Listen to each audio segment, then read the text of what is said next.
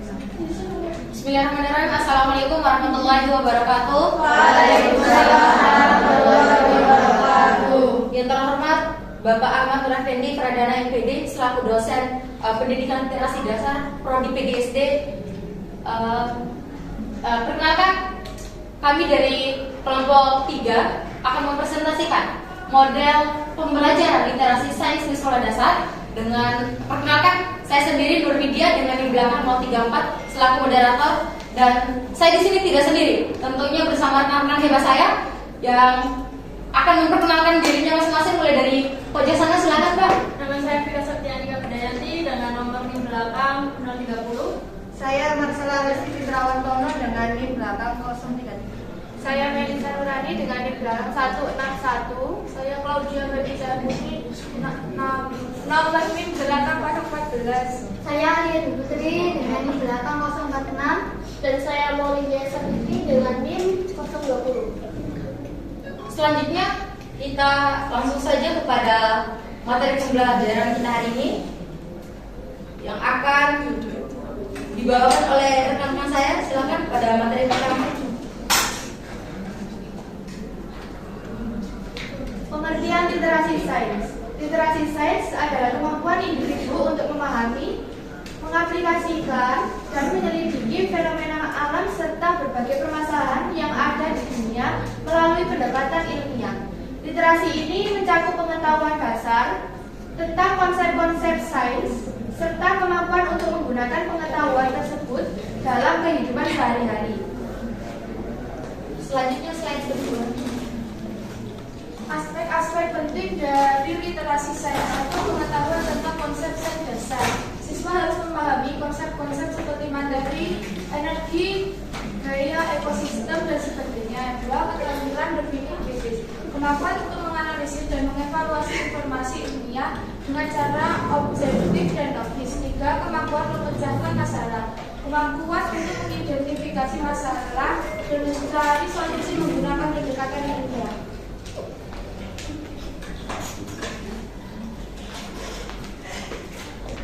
Selanjutnya, pengertian model pembelajaran literasi sains di sekolah dasar.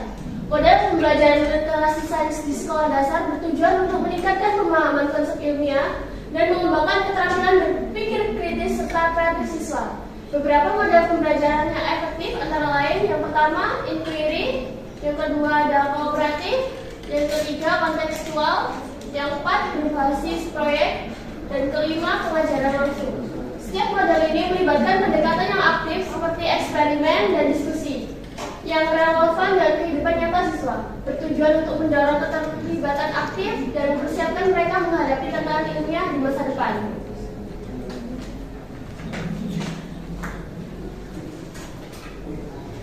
Baik, contoh implementasinya. Yang pertama, inquiry atau berpikir dan bertanya. Siswa diajak untuk mengajukan pertanyaan seperti kenapa bisa terjadi hujan, dan kemudian lakukan eksperimen atau pencarian informasi untuk mencari jawabannya.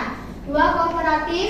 Siswa bekerja dalam kelompok kecil untuk membuat model sistem peredaran daerah atau berdiskusi cara-cara menjaga kebersihan lingkungan. Yang ketiga, kontekstual. Mengaitkan pelajaran sains tentang air dengan masalah di sekitar siswa, seperti pentingnya air bersih dan cara menghemat air di rumah atau di sekolah. Yang keempat, berbasis proyek. Siswa bekerja dalam kelompok kecil untuk mendiskusikan cara-cara menjaga kebersihan lingkungan. 5. Secara langsung. Siswa melakukan eksperimen seperti mengamati perubahan bentuk benda pada saat dipanaskan atau didinginkan air, untuk memahami konsep ilmiah dasar seperti perubahan fisika. Selanjutnya, masalah penting yang harus diperhatikan guru dalam menerapkan literasi sains di sekolah dasar. Di antaranya yaitu yang pertama ada stimulus siswa agar siap belajar, yang kedua melibatkan siswa dalam pembelajaran, yang ketiga menciptakan suasana belajar yang menyenangkan. Menurut Situmarang 2016, cara mengintegrasikan unsur-unsur literasi sains pada mata pelajaran sains di SD yaitu: yang pertama, merumuskan indikator literasi sains sesuai kompetensi dasar pembelajaran. Yang kedua, menginternalisasikan Menginternalisasikan aspek literasi sains pada pokok bahasan. Yang ketiga, merancang literasi sains dalam bentuk silabus dan RPP. Yang keempat, memberi pertanyaan berupa argumen dan menganalisis permasalahan. Yang ketiga yaitu tantangan dalam pembelajaran literasi sains di sekolah dasar. Yang pertama, keterbatasan fasilitas dan sumber daya. Kurangnya sarana dan prasarana yang mendukung pembelajaran sains pada sekolah tertentu. Yang kedua, kurangnya pelatihan untuk guru. Banyak guru yang belum memiliki pelatihan khusus sehingga pembelajaran sains seringkali hanya bersifat teori tanpa penerapan praktis. Yang ketiga, kurangnya minat siswa terhadap sains. Banyak siswa yang menganggap bahwa sains adalah pelajaran yang sulit dan kurang menarik. Maka perlu ada pendekatan yang lebih menarik dan menyenangkan dalam pembelajaran sains.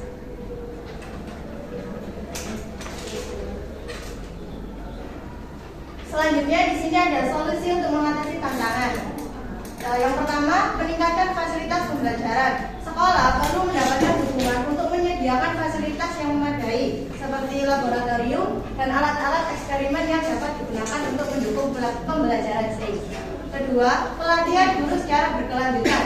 Guru perlu dilatih dalam metode pembelajaran sains yang menarik dan sesuai dengan perkembangan zaman agar dapat mengajarkan sains secara efektif. Yang ketiga ada penerapan model pembelajaran yang inovatif. Model pembelajaran yang lebih interaktif dan berbasis proyek dapat meningkatkan minat siswa terhadap sains. Yang kelima ada dampak dari penerapan model pembelajaran literasi sains di sekolah dasar. Yang pertama, meningkatkan keterampilan berpikir kritis dan inovatif. Itu ada siswa akan lebih siap untuk menyelesaikan masalah yang kompleks di luar konteks akademik. Kemudian siswa dapat mengembangkan keterampilan berpikir yang lebih analitis dan reflektif yang bermanfaat di kehidupan sehari-hari maupun di dunia kerja. Yang kedua, menumbuhkan rasa ingin tahu dan minat terhadap ilmu pengetahuan. Siswa akan lebih tertarik untuk mempelajari sains dan mungkin memilih jalur karir di bidang ilmu pengetahuan atau teknologi. Terus ada pembelajaran yang relevan dengan kehidupan sehari-hari dapat membantu siswa lebih mudah mengaitkan konsep-konsep ilmiah dengan dunia nyata.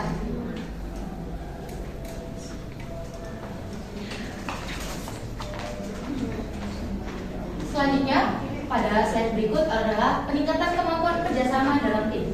Siswa belajar untuk menghargai pandangan orang lain, mendengarkan ide-ide dari teman mereka dan bekerja menuju tujuan bersama. Siswa dilatih untuk bekerja dalam tim yang sangat dibutuhkan di berbagai bidang pekerjaan di masa depan.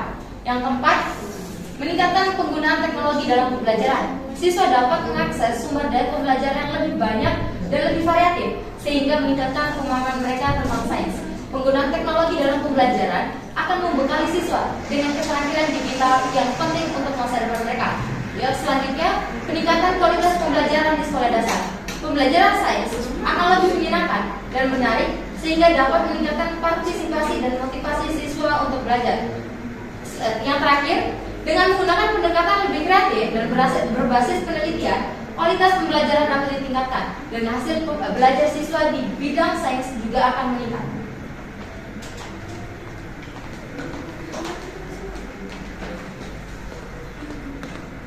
Baik, itulah materi dari kelompok kita. Selanjutnya tidak enak rasanya jika pemateri saja yang bisa berkomunikasi di dalam forum diskusi ini. Baik, dari kelompok kami kita buka sesi tanya jawab dengan 3 penanya. Baik, kepada Saudara Lydia, waktu dan tempat saya persilakan. Perkenalkan nama saya Dumo Lydia dengan NIM belakang 050. Izin bertanya, bagaimana literasi sains dapat membantu seseorang untuk memahami isu-isu lingkungan dan kesehatan global? Baik, terima kasih pertanyaan dari Saudara Lydia. Selanjutnya Saudari Faradia, silakan. Perkenalkan, nama saya Faradia Okaviana dengan NIM belakang 007. Izin bertanya, menurut Anda, apa tantangan terbesar dalam menerapkan literasi sains di sekolah dasar seperti yang dijelaskan dalam slide 6? Terima kasih. Terima kasih. Selanjutnya penanya terakhir Saudari Devianti. Dipersilakan.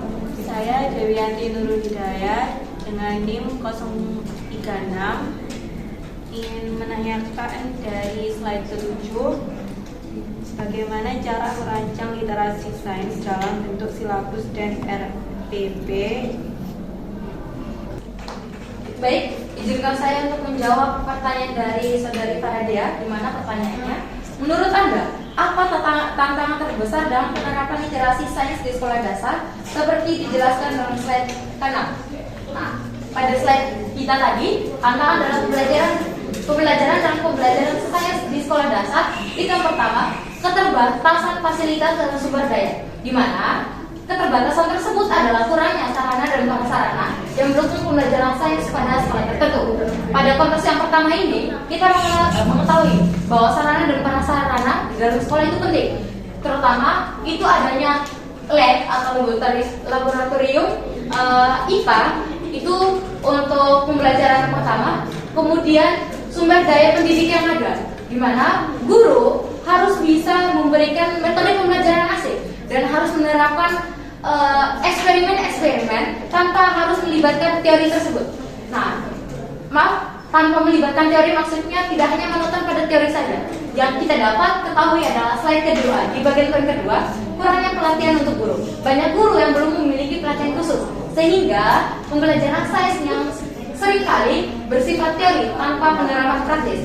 Jadi yang saya sebutkan tadi sudah masuk dalam konteks yang kedua, di mana guru harus memberikan metode pembelajaran yang interaktif, modifikasi, dan masih banyak yang lainnya, sehingga pembelajaran tidak hanya menonton pada materi saja. Tidak hanya setiap pertemuan itu hanya menjelaskan pengertian-pengertian saja dan dampaknya, tetapi juga harus melibatkan materi atau eksperimen yang bisa siswa gunakan untuk mengetahui bahwasanya ini benar-benar ada, gitu. Tidak hanya di dalam teori saja. Kemudian penerapan model pembelajaran inovatif dan kreatif. Model pembelajaran yang lebih interaktif dan berbasis proyek dapat meningkatkan minat siswa terhadap sains. Dalam penerapan terakhir ini, siswa atau anak-anak SD akan lebih berpikir kritis dan ingin tahu banyak hal mengenai apa yang mereka pelajari. Jadi pada tantangan yang paling besar dalam penerapan metode pembelajaran sains itu adalah bagaimana cara guru untuk lebih inovatif dan interaktif dalam menerapkan model pembelajaran. Mungkin begitu saja jawaban dari saya, bisa diterima atau ada sanggahan dan penambahan dari saudara-saudari semuanya? Tidak ada. Terima kasih. Selanjutnya, pertanyaan selanjutnya akan dibacakan dan akan disampaikan oleh rekan-rekan saya.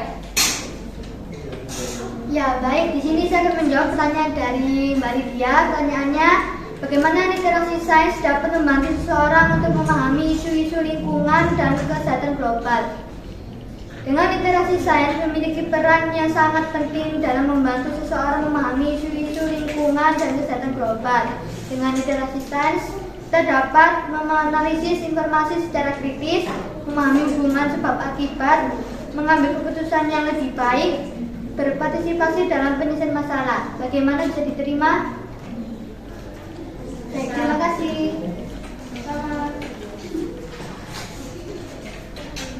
Mohon izin untuk menjawab pertanyaannya Mbak Dewi. Tadi pertanyaannya bagaimana cara merancang literasi sains dalam bentuk silabus dan RPP ya.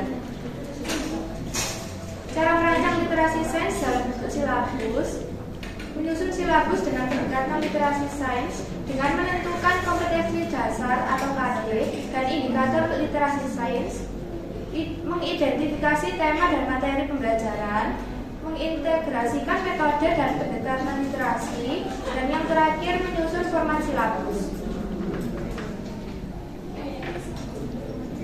Nah, sedangkan cara merancang literasi RPP itu seperti RPP itu kan kayak rencana pembelajaran harian yang lebih rinci ya. Langkah-langkahnya itu tujuan pembelajaran, langkah-langkah kegiatan pembelajaran, media dan sumber belajar. Media dan sumber belajar ini gunakan media interaktif seperti video eksperimen, artikel ilmiah sederhana atau infografik, libatkan sumber belajar lokal yang relevan dengan kehidupan siswa, dan yang terakhir penilaian. Penilaian harus mencakup kognitif, afektif, psikomotorik. Gimana Mbak Dewi, bisa diterima? Terima kasih. Baik, itulah sesi tanya jawab kita. Kita udah berada di ujung forum diskusi. Kita bisa berada kesimpulan bahwa pendidikan literasi sains di sekolah dasar merupakan hal yang sangat penting untuk mempersiapkan generasi muda yang cerdas dan mampu menghadapi tantangan zaman. Melalui penerapan model pembelajaran yang tepat, seperti pembelajaran berbasis inquiry, komparatif, kontekstual, dan berbasis proyek, siswa dapat memperoleh pemahaman yang lebih dalam tentang sains dan pengembangan keterampilan berpikir kritis yang diperlukan di masa depan. Meskipun ada berbagai tantangan dalam penerapannya, dengan solusi yang tepat, literasi sains di sekolah dasar dapat terus berkembang dan memberikan manfaat yang besar bagi pendidikan dan perkembangan anak. Itu saja